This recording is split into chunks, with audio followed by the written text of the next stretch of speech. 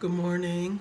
Um, I'm getting ready to go outside, but I wanted to make this quick video just to speak about um, what I'm calling life after caretaking.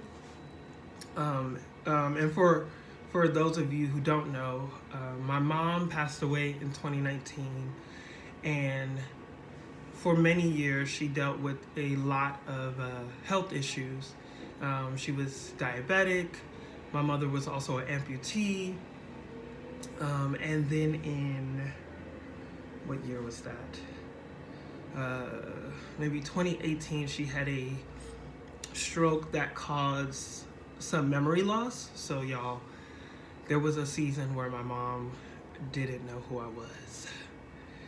And maybe one day I'll talk about like how I helped her get her memory back and how God just came through. But just to keep this video short, yeah, so I spent many years taking care of my mother. And for those of you who know me personally, you know that I'm a very emotional person. So a lot of the ways in which I showed up for my mother were just not physically, in terms of errands and doing things and all of that stuff, but it was also, making sure that her spirit was, that she was moving in high vibration and that she felt good. And even when things were rough, that I was committed to reminding her that it was going to get better. And that's very taxing, right? I'm also an empath, and so if you're an empath and you're watching this, or you're a caretaker and you're watching this, you understand that showing up for someone, being there for someone that consistently, that often, and that with that much,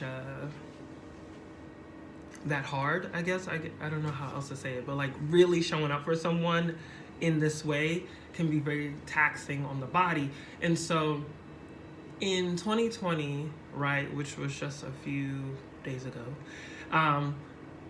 all last year I was really, I received a lot of compliments on the way that I show up for myself and I practice self-care and self-love. But I want to be completely transparent and say that I am learning every single day.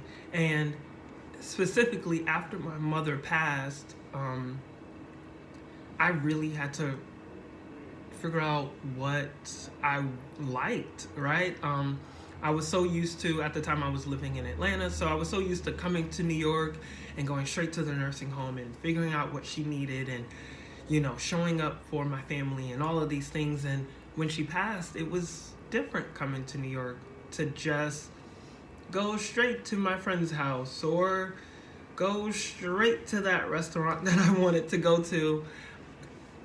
I had to learn, and I am still, again, learning how to practice self-care, how to practice self-love. And so I thank you all for the compliments and all, and I thank you all for the love, but please know that I am learning.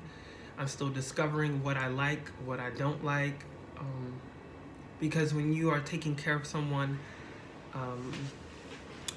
so intensely like that, you can lose yourself. And I also want to give a special shout out to parents, right?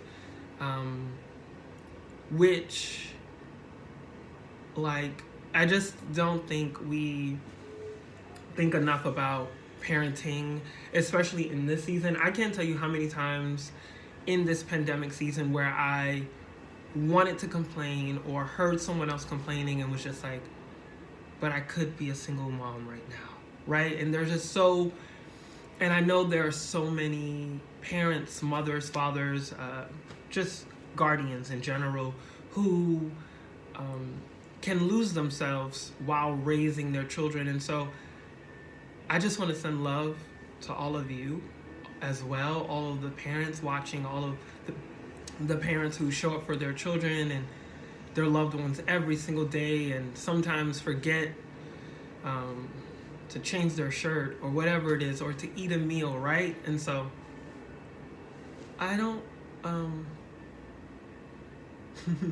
the purpose of this video was to, one, give love to caretakers, give love to parents and guardians, to remind you all and to remind myself that I am still learning self-care. I'm still learning self-love, and it is a constant routine, a daily practice that is never finished.